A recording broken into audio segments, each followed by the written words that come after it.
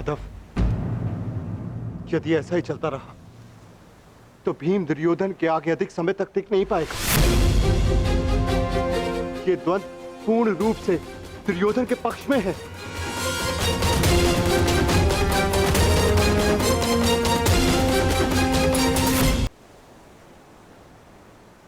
धर्म स्थापना का मार्ग सरल कहां होता है धर्मराज? उसमें अनेकों कांटे होते हैं, अनेकों ठोकरें होती हैं, अनेकों आघात होते हैं। महाबली बलराम अब इस युद्ध के निर्णायक हैं। युद्ध का परिणाम इस द्वंद्व पर निर्भर है।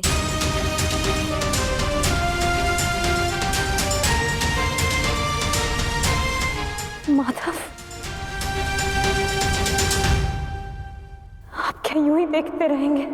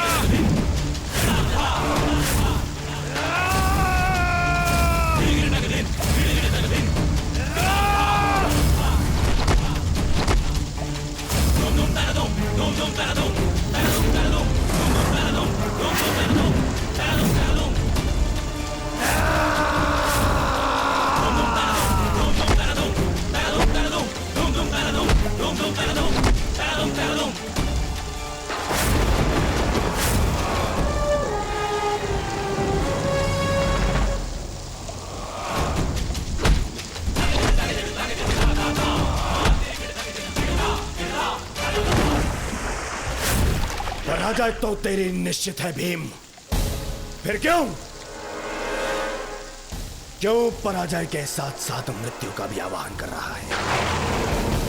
टेक दे, मेरे समक्ष अपने घुटने टेक दे, अन्यथा आज तेरा जीवन मृत्यु के समक्ष घुटने टेक देगा। जब मेरे ज्येष्ठ कर्ण ने मरते समय अपना धर्म नहीं छोड़ा तो उनका यह अनुज कैसे छोड़ सकता है? अब यह युद्ध हम में से किसी एक के मृत्यु के पश्चात ही समाप्त होगा। नहीं, वो तेरा ज्येष्ठ नहीं था, कोई संबंध नहीं था तुम्हारे साथ में उसका, क्योंकि कोई अनुज अपने देश की इस तरह मृत्यु नहीं करता, वो भी छल से। वो केवल मेरा था, मेरा मित्र था वो। तुम्हारा उसके साथ में कोई संबंध नहीं था कोई संबंध।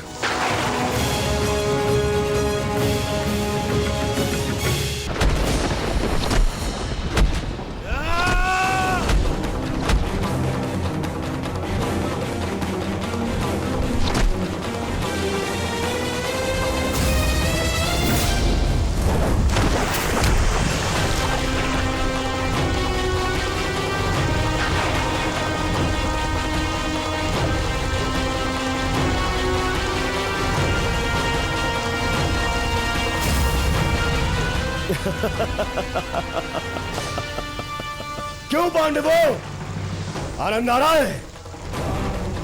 अपने अनुज को ऐसे देखकर आनंद आ रहा है?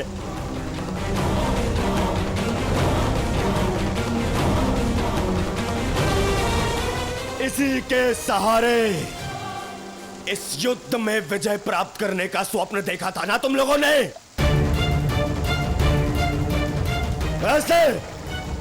ऐसा दिलाएगा ये तुम्हें विजय? हाँ, देखो कैसे मेरी लाचार धरती की गोद में धंसा हुआ है ये।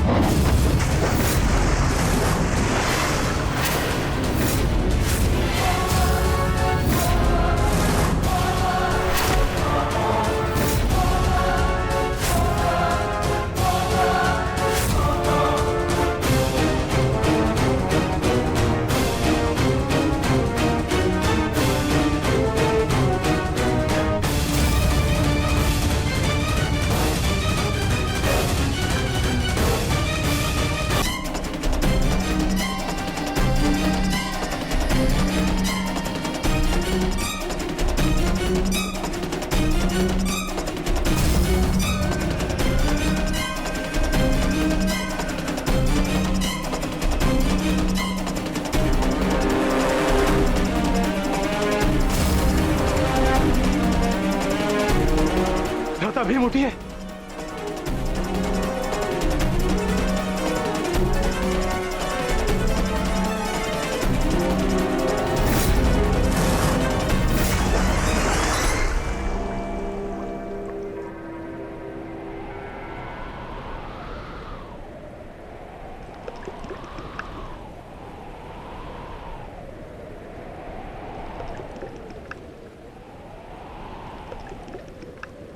उठिए भ्राता भीम, उठिए भ्राता भीम, उठिए भ्राता भीम।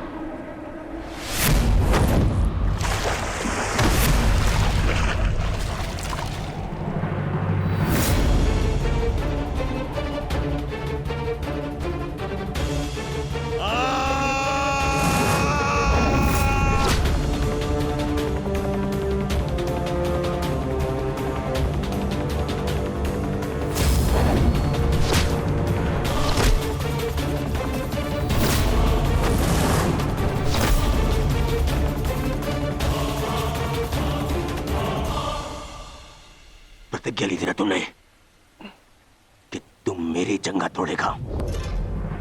आज मैं प्रतिज्ञा लेता हूं, तुझे मारने के पश्चात, उन पांडवों का वध करने के पश्चात, उस 5 पतियों वाली पांचाली का पूरे कुरु सभा के बीच फिर से वस्त्र हरण करूंगा और अपनी इसी जंगा पर बिठाऊंगा।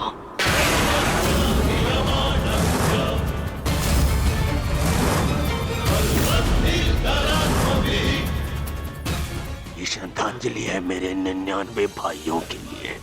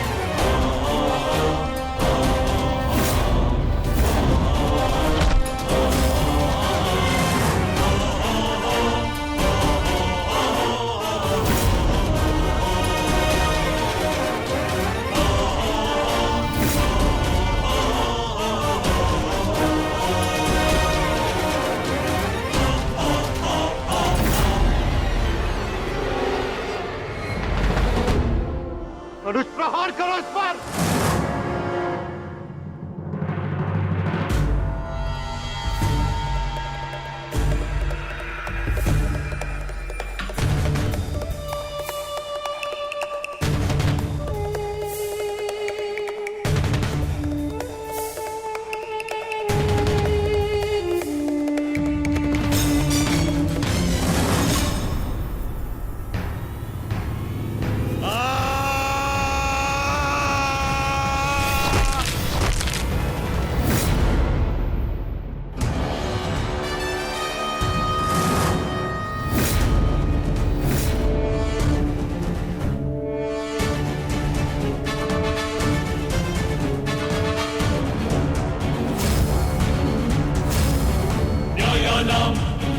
अधिकाराणां प्राप्त्यर्थं साम्राज्यर्थं न्यायानां अधिकाराणां प्राप्त्यर्थं साम्राज्यर्थं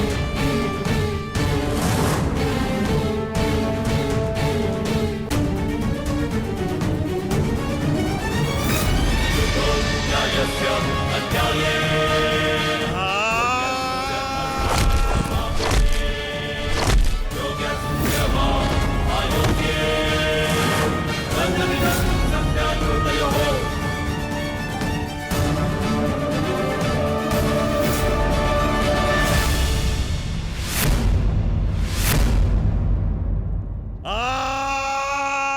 ये हो क्या रहा है?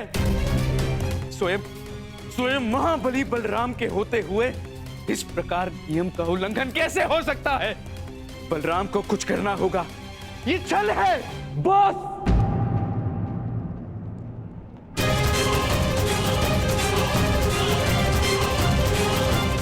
नियम भंग हुआ है।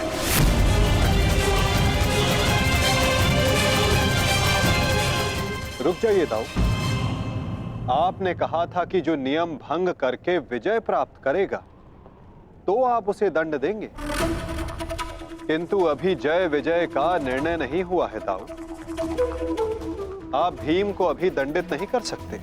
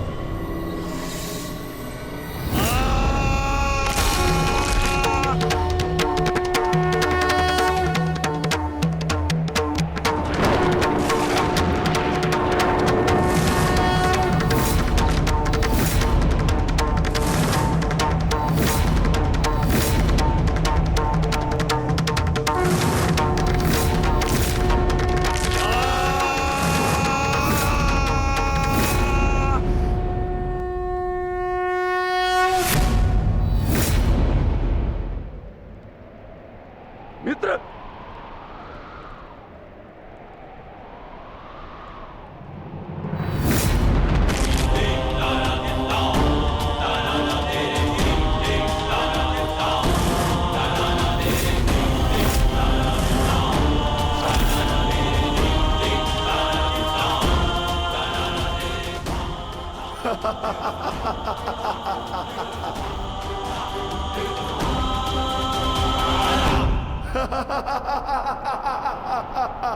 अंत हो गया, अधर्म का अंत हो गया।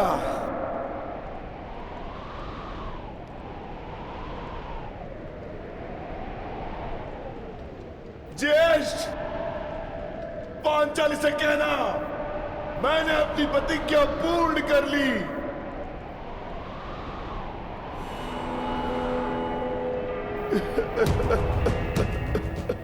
मैंने अपनी प्रतिज्ञा पूर्ण कर ली, पूर्ण कर ली, पूर्ण कर ली। ये 100 हाथी के बल वाला भीम 100 भ्राताओं का हत्यारा बन बैठा।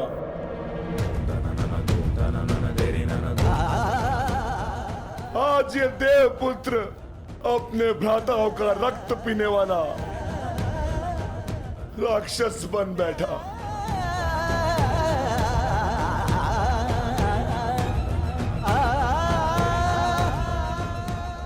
मैंने अपनी प्रतिज्ञा पूर्ण कर ली पांचाली। तुम्हारे अपमान का प्रतिशोध मैंने ले लिया। इस महायुद्ध में, इस महाभारत में मैं विजयी हो गया।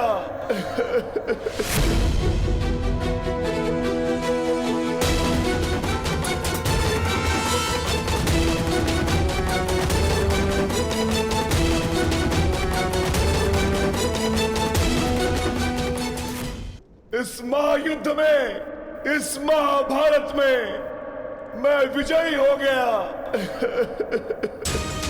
परंतु आज स्वयं को हार गया ये वृकोदर भीम। हार गया ये वृकोदर भीम।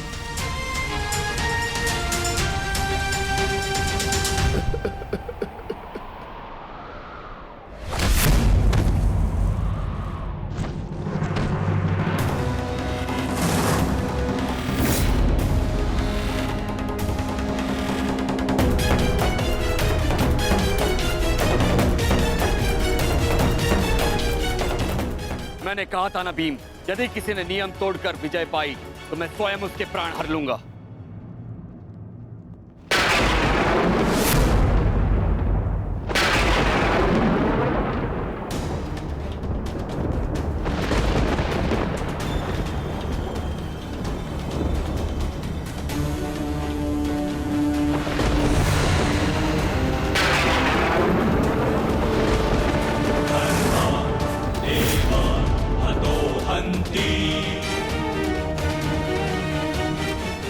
तुमने दुर्योधन की जंगा पर प्रहार करके द्वंद का नियम तोड़ा है भीम। अब मैं तुम्हें जीवित नहीं छोड़ूंगा। धर्म स्थापना के लिए यह आवश्यक था और मेरी प्रतिज्ञा पूर्ण होने के लिए भी माधव ने मुझे मार्ग दिखाया। परंतु यदि माधव के ज्येष्ठ मुझे यम के मार्ग पर भेजना चाहते हैं तो मैं उसके लिए भी सच्चा हूं। श्री बलराम। बलराम, अंत कर दो इस दुष्ट का। ये हत्यारा है। इसने मेरे 100 पुत्रों की निर्दयता से हत्या की है। जिन पांडवों ने मेरे वंश के वृक्ष की जड़ों को काटा है, काट डालो उनके वंश के वृक्षों को। ये क्या अनर्थ हो गया महादेव। आपके दिए गए वरदान के पश्चात भी ये माता अपने पुत्र, अपने दुर्योधन को उस कृष्णा के छल से नहीं बचा पाए। ये कैसा न्याय है आपका। इसने 100 पुत्रों के गर्वित पिता को पुत्रहीन कर दिया। इसने एक अंधे के सभी स्वप्नों को अंधकार में डाल दिया।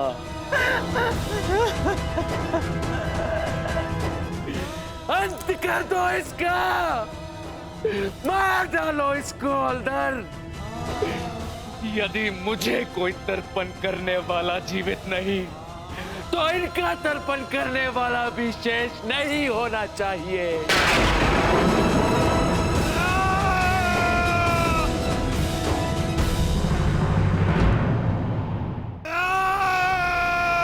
एक क्षण रुक जाइए दाऊ।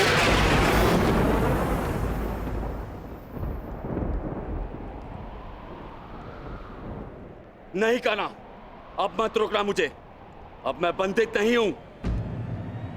मैं अधर्म को तो नहीं रोक पाया, परंतु अधर्मी का नाश अवश्य करूंगा।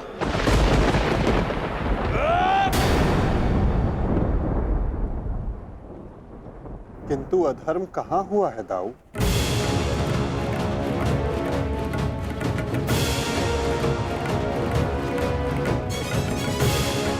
भीम ने नियम भंग करते हुए दुर्योधन की जंघा पर प्रहार किया। क्या यह अधर्म नहीं? तुमने स्वयं अपनी आंखों से देखा है कान्हा, फिर भी तुम मुझसे प्रश्न कर रहे हो? हाँ दाऊ, क्योंकि ये प्रश्न उचित है।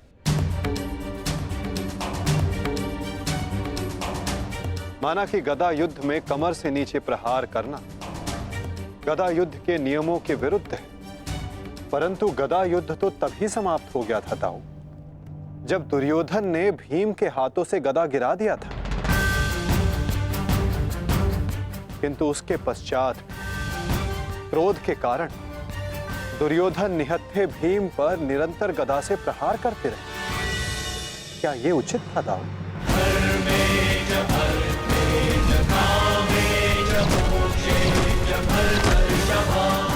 नियम तो दुर्योधन ने तोड़ा था,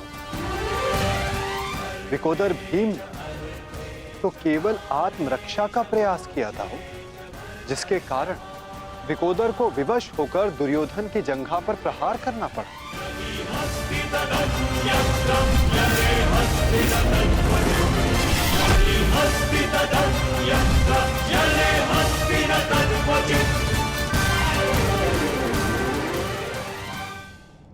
और दाऊ, स्मरण रहे, नियमों को भंग करना तो दुर्योधन ने प्रारंभ किया।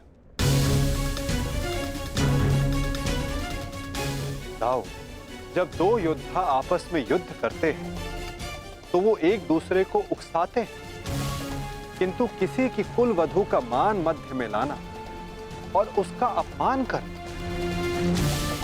क्षमा योग्य नहीं होता है दाऊ। आप क्या चाहते थे दाऊ? कि दुर्योधन इस युद्ध में विजयी हो जाए और पांचाली को अपनी जंघा पर बैठा?